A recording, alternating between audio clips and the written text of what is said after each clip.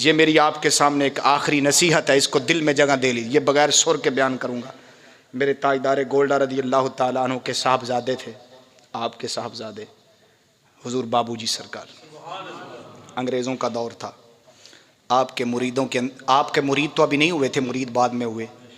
ये गुजरांवाले से गुजरात के करीब को कस्बा आता है। बड़ा अमीर घर था, बहुत अमीर घर। 7 बच्चे थे उसके, 7 बच्चे। तो झगड़ा हो गया, कोई लड़ाई हो गई साथ वाले किसी गांव के साथ। झगड़ा हुआ ना, तो किसी तरह उसके बेटे ने गोली लगा दी। तो दूसरे सरदार, जो दूसरे कस्बे का सरदार था, उसका बेटा मर गया।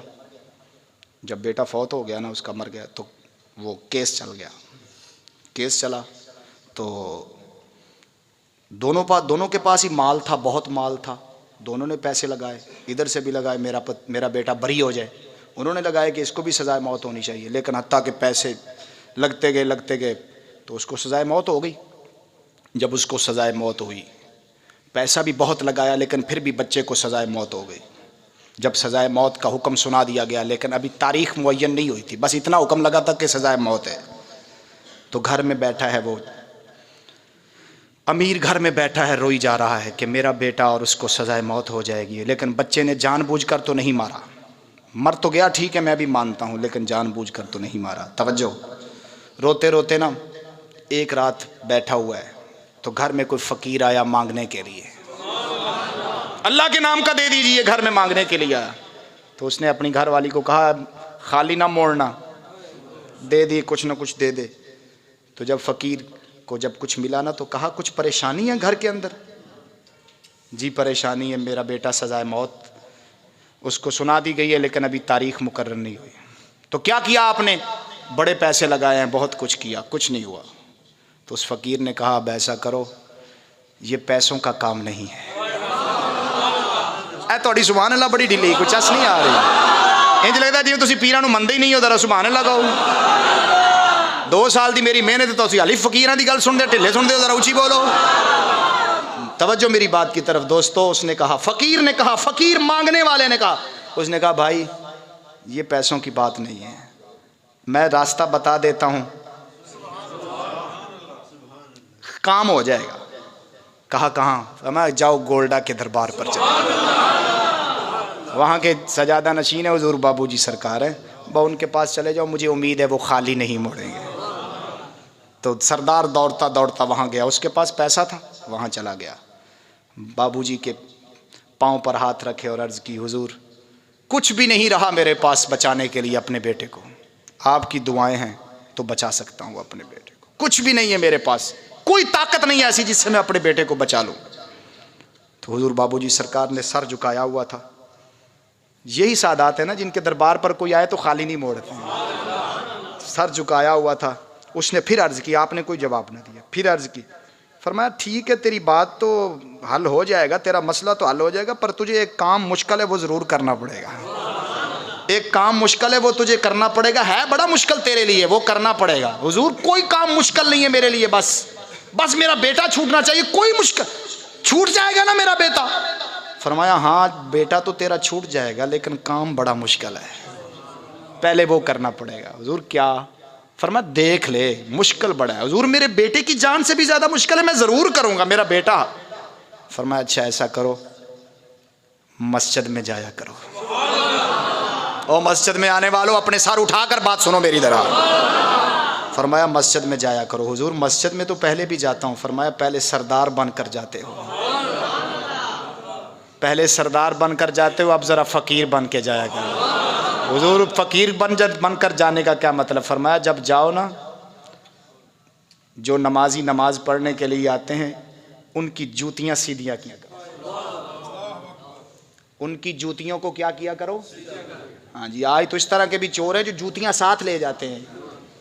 हैं जी? फरमाया, जाओ उनकी जूतियाँ सीधियाँ करो, बस सीधी करो, अल्लाह खैर करेगा, आपका मसला हल हो जाएगा। हुजूर ये भी कोई काम है? इतना छोटा सा काम और मेरा बच्चा बरी हो जाएगा? फरमाया, जाओ, हो जाएगा, जाओ, लेकिन एक बात ज़हन में रखना, दूसरी शर्त यह है कि एक मस्जिद में खाली नहीं करना, हर नमाज अलग-अलग मस्जिद में ये काम करना। तो पहले दिन वो अपने मोहल्ले की मस्जिद में आया, जिस मस्जिद का, जिस मोहल्ले का वो क्या था? सरदार था। ख्याल आया दिल में, कि ये वो महल्ला है जिसके लोग मुझे सरदार समझते हैं और मैं लोगों की जूतियाँ सीधी करूँ, लोगों के जूते सीधे करूँ। लेकिन फिर क्या किया, तवज्जो, अपने चेहरे को छुपाया और छुपाकर चेहरे को छुपाया, किसी को पता ना चले। अपनी कमर नमाजियों की तरफ की और जल्दी से जूतियों को सीधा कर दिया। एक दिन गुजर गया, एक नमाज का वक्त गुजर गया, दूसरी नमाज और तीसरी नमाज, और वो जो अंदर का नफ्स था सरदारी वाला, वो आहिस्ता आहिस्ता क्या होता गया, ख़त्म होता गया, मगलूब होता गया, बिल्कुल कमज़ोर होता गया। हत्ता कि एक दिन ख्याल आया, यार जब जूती सीधी करनी है, जब आजिज़ी करनी है, तो फिर चेहरा छुपाने का क्या मतलब है।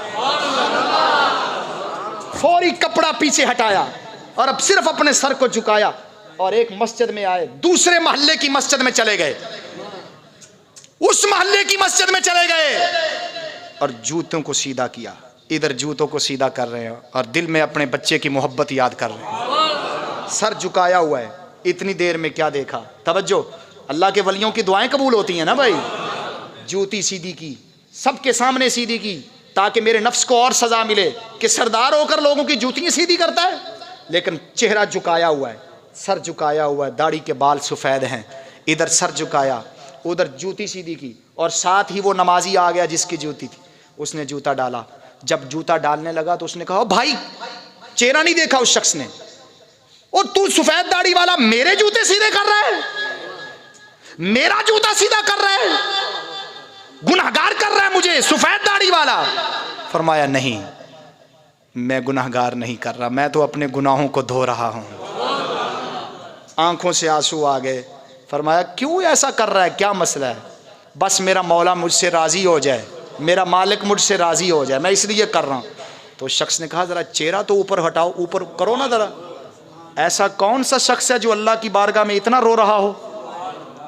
तो जब उसने चेहरा ऊपर किया तो क्या देखा है, जिस शख्स ने केस चलाया था, बड़ी ढीली सुभान अल्लाह यार, जिस शख्स ने अपने बेटे के कत्ल का केस चलाया था, उस शख्स का जूता सीधा किया और वही शख्स कह रहा है, जरा उठो तो सही ना, जरा ऊपर उठा, सर उठा। तो उसकी चीख निकल गई, कहता, तू फलां कस्बे का सरदार और जूता मेरा सीधा कर रहा है और अपने मालिक को राजी करने के लिए। कहा, हाँ, मैं अपने मालिक को राजी करने के लिए कर रहा हूँ, बस मेरे मुर्शद ने मुझे कहा था कि तू लोगों के जूते सीधे कर, अल्लाह करम कर देगा। फरमाया, वो कौन थे, हुजूर गोल्डा शरीफ बाबूजी सरकार थे। तो जब ये बात सुनी, फरमाया, हाँ, तो वो जब तेरा अंदर धो सकते हैं तो मेरा अंदर नहीं धो सकते वो।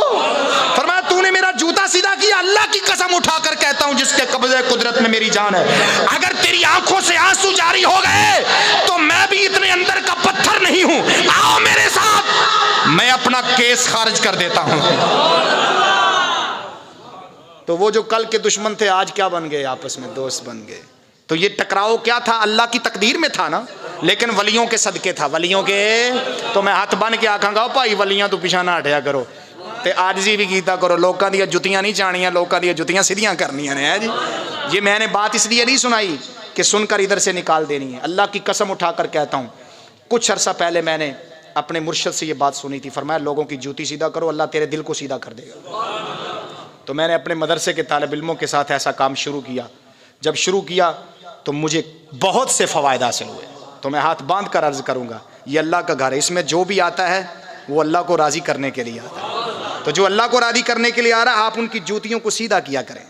उनकी जूती जब सीधे करेंगे तो इंशाअल्लाह अल्लाह तुम्हारे घर को भी सीधा कर देगा।